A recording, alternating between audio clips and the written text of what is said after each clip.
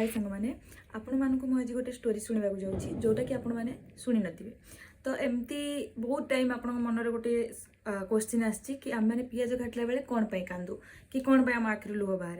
तो सेटा मु आपन को लॉजिकली गोटे स्टोरी माध्यम बुझा चाहूँगी। तो बहुत वर्ष पूर्व पियाज लंका आ लेंबू ए 3 जन सांग थिले। तो से गोटे जगह को बुलवाक जाइए होटेल को। तो एमती लेंबू आ लंका को लोक मैंने एमती खाई देथिले। हाँ तो तापर से पियाज कांदी बहुत। तो से एमती कांदी कांदी भगवान को कहला कि मो 2 जन सांग थिले से माने मरीगले तो तांको भाई मु कांदिबा को अछि कि मु तांकर एमती शेष टाइम रे मु कांदिबा को थिली कि मु तांको झुरी झुरी मली। तो मो पई मोर केही भी सांग बंचलेनी कांदिबा पे कि मते मने पकेबा कि झुरिया पे। तो ताकू भगवान एमती आशीर्वाद देथिले कि देख तू कांदेनी तू टेंशन नेनी तू तो सांग मानक पई कांदिचु से माने मला परे। तो मु तो एमती आशीर्वाद दूची कि तोते जीए मारिबो तो पई जीए मतलब तो पई तोते जीए मारिबो कि तोते जीए हत्या करिबो सीए तो पई कांदिबो।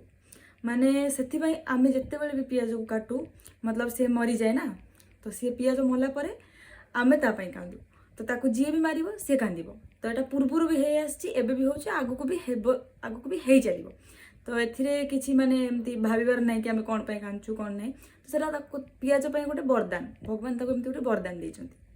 तो स्टोरीटा शुणिकी आपण मैंने एबे जानी पारथिबे कि आमे माने कोन पई कांदू पियाज काटला बेले। तो एटा आगु को शेयर करंतु समस्त को जणातु। धन्यवाद।